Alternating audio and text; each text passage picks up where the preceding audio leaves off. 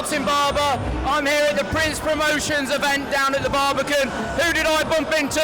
Jake Pratsky! Whee! You're all right, mate, idiot. Yeah, good mate, not bad. So everybody must be familiar with this. Jake supported Man Down last year and he helped raise £16,500 for men's mental health in Cornwall. And if it wasn't for Jake and other members of the community, all the males coming together, we wouldn't have reached that. So thank you so much, Jake. I'll say it and I'll say it again. Cheers, mate. It was a great event. No, thank you, mate. I think the main thing is you got a lot of us involved in something that probably saved us at the time. With a Man Down, like, you know, the whole promotion of Man Down and yourself and your story, the main thing was that a lot of us took ourselves away from our day-to-day life of probably drinking, and some of the other lads probably a lot worse. I think the main thing out of that was we knuckled down, went on your promotion, and I didn't drink for ages after that. Trained my heart out, albeit that, you know, the result came out in a draw, but we loved it, all of us did. It's a great show. We've spoke about your fight with Hector because you got a draw, like you say, and it was a great fight. I literally bumped into Hector the other day.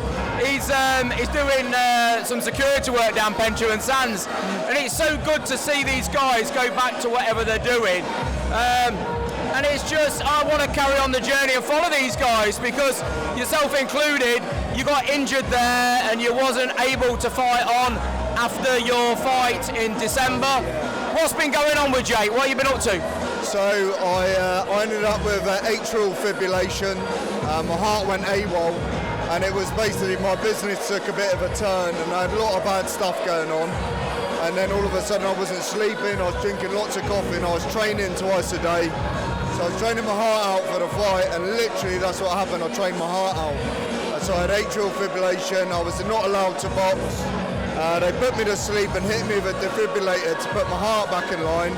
But my third ECG, my 24-hour ECG, is happening next week, and hopefully they'll give me the go-ahead to come back to normal, and I'll be back fighting. I think there's a fight in September and one in November. Either or, I'm mad keen to come back. I want to come back and fight. That's crazy, Jake, because obviously you were literally at death's door there. You trained your heart out, but what did the family think of that? Because you want to get straight back in the mix and have a go, but you know, the family you were struggling, but the family must have been struggling also at that time. Oh mate, I'm not afraid to say it. I was reduced to tears, thinking I'd never see my partner, my little boy again.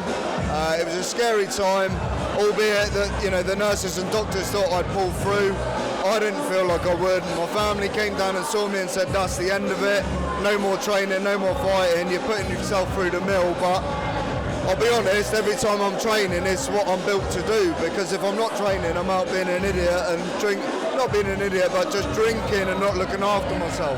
If I'm training for a fight, I've got something to work towards, and that's the main thing for me. If I've got something to work towards, and I spoke to Fahim when I came and did his first show, and I said I'd love to have a belt round my waist, whether it was in cruiser or heavyweight, I don't really care. I'm more than keen to fight till it happens, and at the minute I feel fit enough and keen enough. I've been running sub 27 minute 5k runs. I'm keen, I'm fit, I'm keen, and I want to come back. So my next ECG will prove whether it's happening or not. But I think it will be, and you'll see me back in here soon.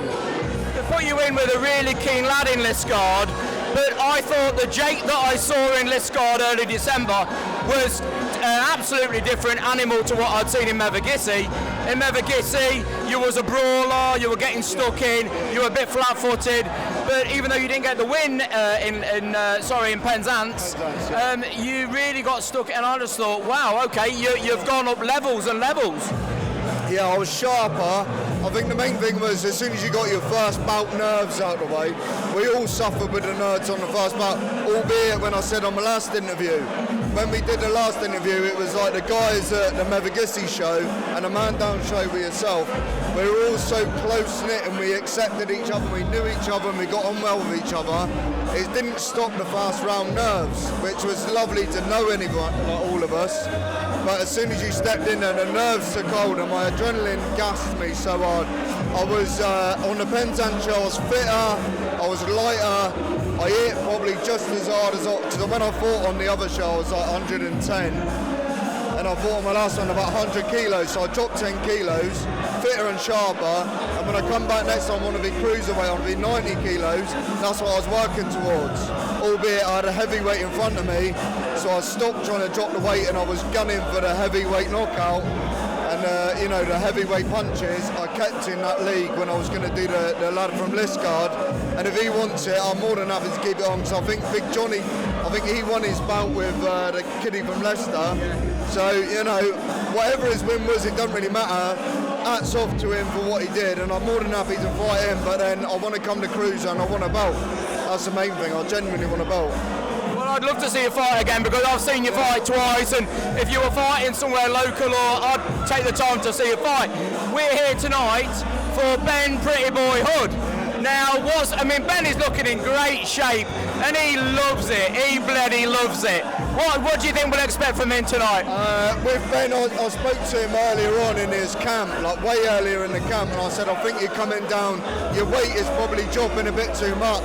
He was always a thick-set lad with good pecs, good shoulders, good arms. I said to him, you could whack with the best of them at a higher level. But I think in his head, probably at the height he's at, he wanted to be lower down. But to be honest, he's going to be super sharp. I spoke to all the guys that was in his camp. Unfortunately, me, Ben and Lewis weren't in his camp on this one. We all had our own problems, whether it be my art and holidays and whatever. But he's going to be a super sharp Ben. The main thing is, when he's come down to the weight he's come down at, I'd like to know whether he's going to hit as hard as he can hit. Because if he can stop a fight at this level, he should stay here. But whether he's going to hit at the level that he needs to be hitting, I don't know. He looks like he's lost a bit of size, but we all know Ben. He's evasive. He'll move around the ring a lot. He'll whack on a counter, and you've got to watch that check hook. He's got a good check hook on him, so if he's stepping out on the side and he gets a check hook, I think he'll put a couple of lads' jaws out of place, but we'll see.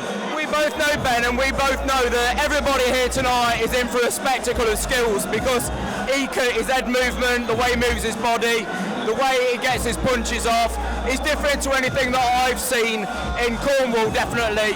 And we want to catapult him and get him going. He wants it. He wants to get going, doesn't he? I think the main thing is he's built a bit of a funding within this, within sponsorship, within tickets. He sells loads of tickets. Fair play to him. He's very much hated with other people, you know, that want to see the opposition beat him, and that is where you're going to get your tickets sold. If people want to see you put down and you're rising up through the ashes over and over again, fair play to you. I think tonight's going to be a proper test. The lad he's fighting, I think he's had 40 odd bouts. He's a very knowledgeable guy, and if he brings that ring presence where he can push Ben up and get him into a difficult situation, if Ben can pull out of that and move and check hook and get out of that, we'll see a different Ben. Who knows what's going to happen, but my main thing is I root for Ben because he's part of my stable. But the main thing is he's hated amongst the ranks and loved massively. But well, you hit on that with the haters, because somebody told me, Clint, haters will follow you twice a day and your supporters will check on you once a week. So your haters, you need them more than your supporters.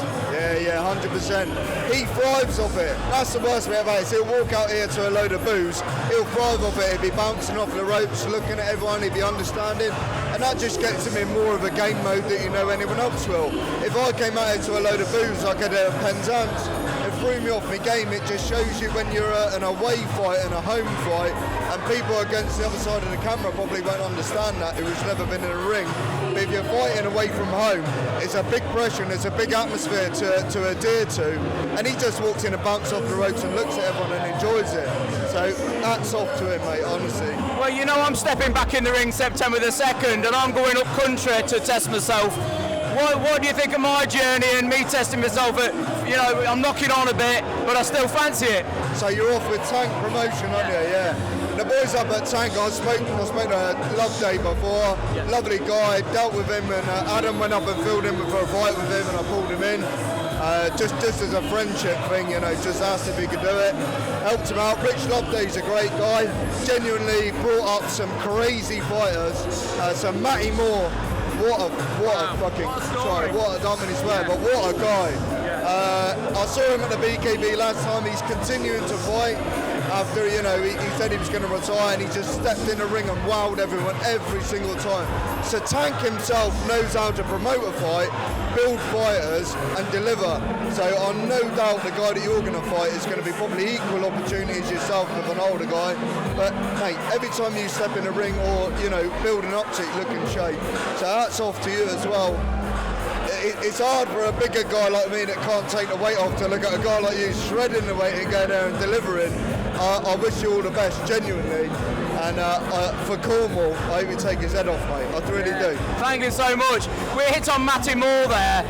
You know, he came down and fought Lenny Butlin on the show that we put together.